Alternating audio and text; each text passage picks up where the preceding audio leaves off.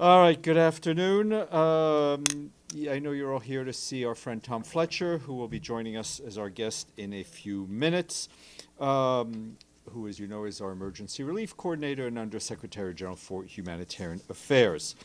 At 3 p.m., our friends from UN Women and DESA will be here to launch the Gender Snapshot 2025.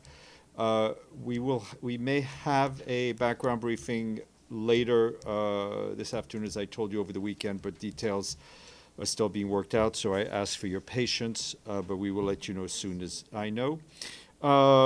Tomorrow, our guest briefer will be the Secretary General of the United Nations himself. As mentioned, he will be here at noon and on time. The press conference will be broadcast on web TV and YouTube and everywhere else, but we will not have a Zoom link. So if you want to ask questions, please try to be here in person. Starting with the situation in Gaza, and I can tell you that we condemn the deadly escalation of the Israeli military offensive, which we saw over the weekend across Gaza City, with scores of people reportedly killed or injured. As you can imagine, this is having an appalling impact on civilians enduring suffering and starvation. We reiterate our call for the protection of civilians and humanitarian personnel and full respect for international law. Yesterday, the Commissioner General of UNRWA, Philippe Lazzarini, said that in the previous 4 days alone, 10 of UNRWA's buildings have been hit in Gaza City. This includes 7 schools and 2 clinics used as shelters for thousands of displaced people. Consequently, Mr. Lazzarini warned that the exhausted and terrified civilians are again being forced to leave northern Gaza. People are fleeing using the Al-Rashid Road, which is the only route available for the moment to the south. And as you can imagine, as you've seen from footage, it is extremely congested, to say the least. Over the past few days, colleagues monitoring the movements of people in Gaza counted almost 70,000 displacements heading south, primarily to Deir al-Balah and Khan Yunis. In the past month, partners observed about 150,000 movements from north to south. Yesterday, our colleagues at the World Food Programme said that forced displacement from Gaza cities exhausts families, resources, and disrupts their last lifelines. Without safe, sustained access, and the risk of worsening hunger grows, especially for children. Our partners report that 1/3 of malnutrition treatment facilities in Gaza City have already shut down due to forced displacement orders. Today, the Ministry of Health in Gaza said 3 more people died due to malnutrition and starvation over the span of 24 hours. Overall, the ministry reports that 425 people across Gaza have died due to malnutrition and starvation, and about 1/3 of that number refers to children.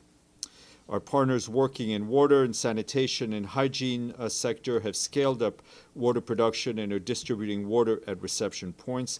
They've also been able to increase the number of meals being provided in the last few days, distributing about 40,000 additional meals daily throughout Gaza. And as of Saturday, 558,000 daily meals were prepared and delivered by 20 partners through 116 kitchens. However, health services continue to be heavily constrained since clinics have suspended their services due to insecurity and displacement orders.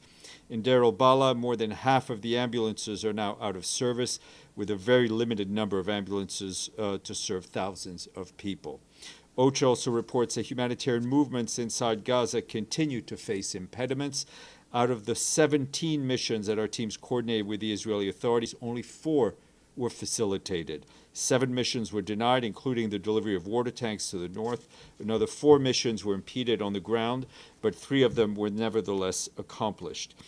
These included collection of fuel and food cargo from the Karim Shalom, Karim Abu Salam crossings. 2 other missions had to be canceled by the organizers. Our humanitarian colleagues continue to call for the unimpeded humanitarian access.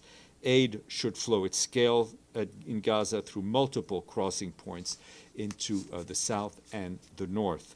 Additionally, our partners estimate that about 77% of the road network in Gaza has now been damaged, with Gaza and Khan Yunis governorates being the worst impacted. Turning to Sudan, first on the political front, the Secretary General's personal envoy for Sudan, Ramtam Lamamra, is currently in Port Sudan After concluding consultations in Nairobi, he's had a very constructive engagements with Sudanese stakeholders across the spectrum, as well as key interlocutors from the international community.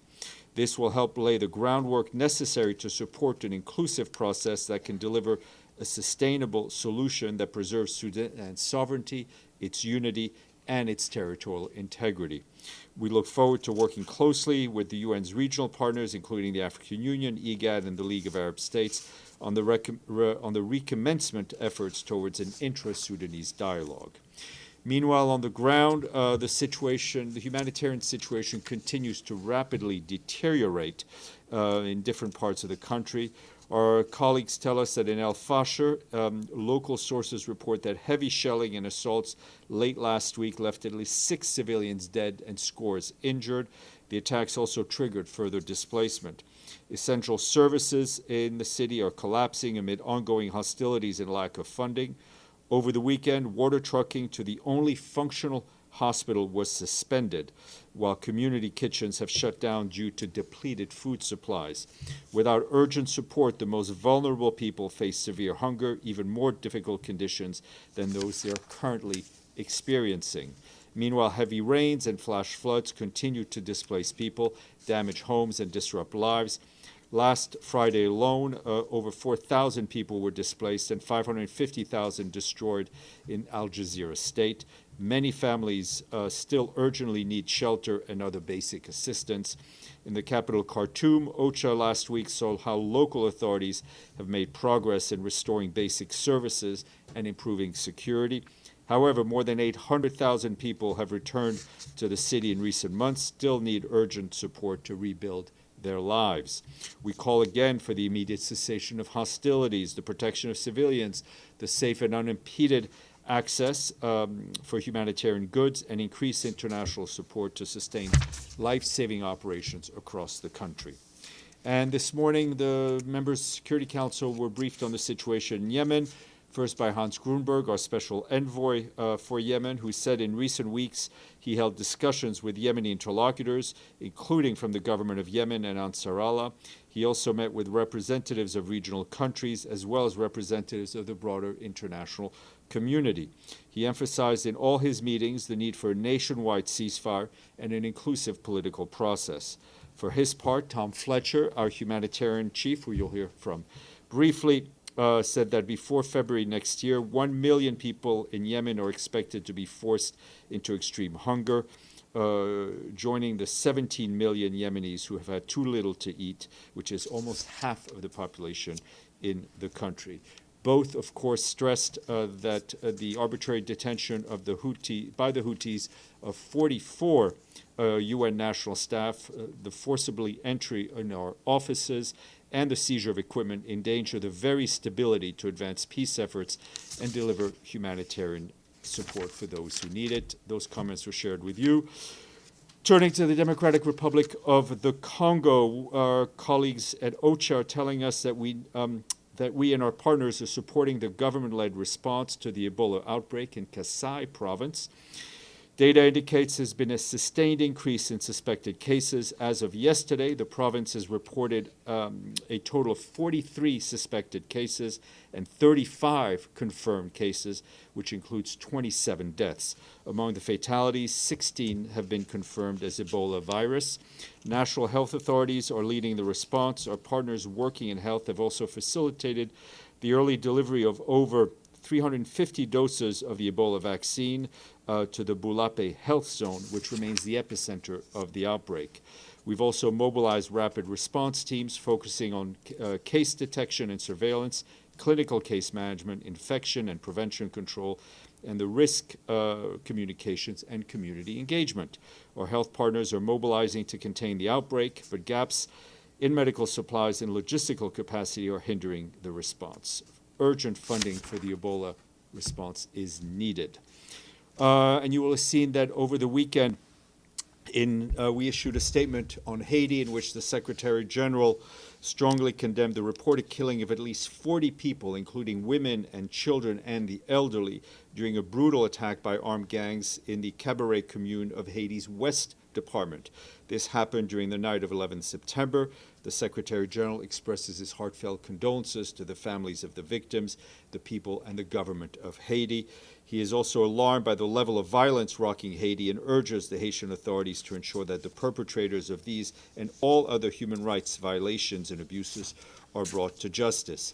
He also calls on member states to expedite efforts towards strengthening the multinational security support mission, which requires logistics, it requires personnel, and obviously cash to effectively assist the Haitian National Police in addressing gang violence in Haiti in full respect with international human rights law. Turning to Ukraine, our colleagues in the Office for the Coordination of Humanitarian Affairs tell us that hostilities are continuing over the weekend. Several civilians were killed and 40 injured in Donetsk between the 12th of September and today. Local authorities tell us that there is damage to nearly 190 civilian facilities in the region, including homes, schools, and a hospital. Hostilities have also continued in other parts of the country, damaging homes, farmland, and other civilian infrastructure. Nearly 5,000 people remain without electricity in the Zaporizhzhia region. Our humanitarian colleagues note that the continuing violence has forced more than 2,700 people to flee their homes between the 12th of September and the 14th. Humanitarian organizations are assisting evacuees at transit sites, providing hot meals, psychosocial support, and other emergency assistance. Some travel to announce by our friend Jean-Pierre Lacroix, the head of our Peace Operations Department. He is currently in the Republic of Korea and for today and tomorrow, and he will travel to China from the 16th to the 19th of September. In Seoul, he will meet with senior officials, including the Foreign Minister, Mr. Cho Hyun, and other representatives of the Ministry of Foreign Affairs and the Ministry of National Defense. Discussions will focus on Korea's important contributions to United Nations peacekeeping, as well as opportunities for future collaboration on peace and security, including peacekeeping. And in Beijing, he will participate in the 12th Beijing Xiangshan Forum, and he will also attend the 2025 Conference on Global Public Security Cooperation Forum, which is taking place in Liangyungang, highlighting China's ongoing contributions to UN policing and the importance of multilateral cooperation in addressing public security challenges. Today in Geneva, our friend Rebecca Greenspan, who, as you know, is the head of UNCTAD, delivered a message on behalf of the Secretary General at a special General Council meeting of the World Trade Organization. In the message, the Secretary General welcomed today's entry into force of the landmark WTO agreement on fisheries subsidies. Mr. Guterres said this is an agreement that is a vital step in protecting our oceans, advancing sustainable development, and called all to keep working to turn the tide towards healthy oceans, resilient communities, and a sustainable future for all. Today is the International Day of what, Edie? Democracy. It's a D. That's a good start. International Day of Democracy. In his message, the Secretary General says democracy is powered by the will of the people, their voices and choices. Just to flag that our friends at the UN Democracy Fund will host an event today at 3 p.m. in the Goals Lounge, which is by the neck area where the Express Bar used to be, to highlight how democratic participation can be transformed from voice to action. It will also be streamed on UN Web TV. Edie, yes, hang your head in shame. Because Steph, is there any estimate of how many people in Gaza are actually unable to leave because of either age or disabilities? I don't have any hard numbers. Our next guest may, but I can tell you is that the majority of people are unable to leave or choose not to leave, as they've been displaced over and over and over again. To seek safety in Gaza is impossible. And as we've also highlighted, the very high cost of transportation for families. Amélie. Thanks, Steph. Brazilian officials have complained today that their delegation to high-level week next week have not received the visa from the US yet. I was wondering if you heard anything about that, and if you have any comment if the US are imposing visa restriction as well to other countries. I mean, we've seen, I've seen the press reports. Obviously, it's concerning. We hope that the visas will be delivered. As we've stressed here, in the case of another delegation, the Palestinian delegation, the headquarters agreement between the U.S. and the U.S. calls for the U.S., our host government, to facilitate the travel to the United States of people having business in front of this organization. Benno, and then Michelle. Thank you, Steph.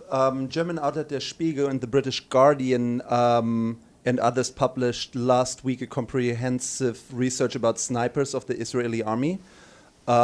This research lays out that these snipers allegedly killed unarmed Palestinians in Gaza and some Palestinians who wanted to help others who were shot already. Did you see these articles? Do you have a I mean, I read the article. I saw the pictures, the X-ray pictures that were posted, which makes for harrowing reading. I think this is just another reason why there will need to be accountability, and there needs to be accountability for all the violations that we've seen in Gaza. If it proves to be true that Israeli snipers killed unarmed civilians, would that amount to a war crime? Look, what I can tell you is that the killing of civilians and the targeting of civilians, including children, is obviously against international humanitarian law. You called for accountability. Does that mean you call for an investigation in this matter? Yes, we do. And there are, I mean, as we've said here repeatedly, Benno, there are various mechanisms through which accountability can be had. Sorry, please. Please, thank you. Can be had. What is important is that the Israeli authorities cooperate with those mechanisms, which has yet to be the case. Last one on this. One of the snipers is a German citizen. Do you also call on the German authorities to conduct accountability or conduct an investigation? Everyone who is involved in what has happened in Gaza will need to look at their conduct. Abdelhamid. Oh, pardon, Michelle. Sorry, she's such a wallflower. Thanks. Yeah. That was a compliment. Yeah. Just to follow up on Emily's question, have any other countries told the UN they're having issues with visas? I haven't gotten an update from our legal office this morning. I will check if they have formally complained to us. But as I said, we've seen the press reports. There's still time between now and the general debate, so we do hope the visas will come through. But also other countries? Yeah, I will check. Yeah. Okay, cool. Okay. And then has a meeting been locked in between the Secretary General and President Trump for next week? We expect to have a bilateral on the first day, as the Secretary General and the U.S. President traditionally have. Abdelhamid. Thank you, Steph. I have a couple of questions. First, today is the 710th day after the massacre started in Gaza. So again, I will keep reminding you that the number of days should be mentioned in your briefing.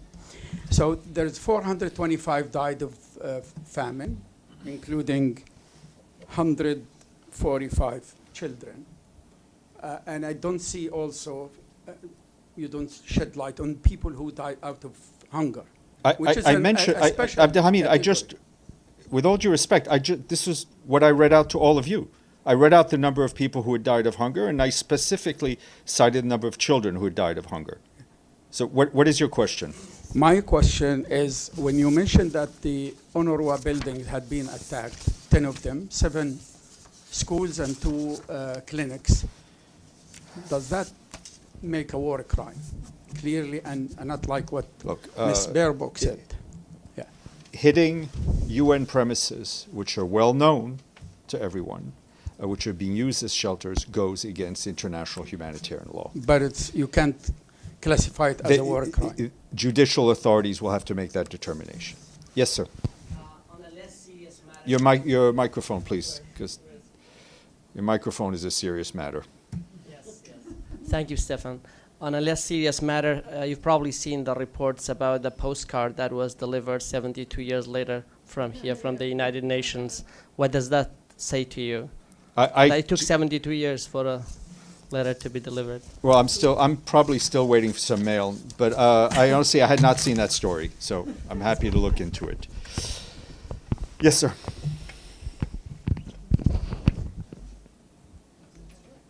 Thank you, Steph. Chinese officials said China and the United States have concluded. One second, please, go ahead. China and the United States have concluded a two-day talks in the street on target issues. And the US has said the two sides have reached a comprehensive agreement on two talks. Does the street has any comments on the talk? Look, I'm not going to have a comment on the substance of the talk, but I can tell you we welcome and we encourage high-level dialogue between the world's two biggest economies, because their economic relationship has an impact on the global economy. Okay. Deji. Yeah. First, a clarification. When you mentioned about the visa issue, has the Palestinian delegation complained or not to the UN? We've been in touch with them, yes. I mean, they have already. Well, we've been in touch with them, and we've raised their issue directly on the Palestinian issue in a number of meetings with the U.S. Government. What reaction? I mean, what response did you guys get? You would have to speak to the U.S. Okay. Okay. Alex, and then Colin. Thanks, Steph. Just a quick follow-up on Michelle's question. So you're expecting that the Secretary General will meet President Trump during the high-level week, right? That is correct. All right, thank you. Colin, and then. It's been so long, Colin. I know. Hi. So are there, you mentioned the question about the Palestinian delegation. Are there other delegations that you have that raised concerns? No, as I said, I'm not aware of any other delegations that have raised concerns directly to us. I will check after this briefing. My answer to Amelie was that I'd seen the press reports on that. Okay. Yes, sir. One second. Thank you, Seth. Just I want to come back to the meeting between the Secretary General and President Trump. Can you share with us what are the topics that will be raised during this meeting? Issues of mutual concern? Sinan. Other than that? That covers quite a bit, trust me. Sinan. Thank you, Steph. As you know, the Syrian president, interim president, is coming to UN next, I think, during the UNRWA. Yeah. So I wonder if he's going to meet with Secretary General, like one-to-one. I have no doubt that, I don't have a confirmation because we don't have all the bilaterals yet, but I'm sure if one is requested, one will be granted. Pam.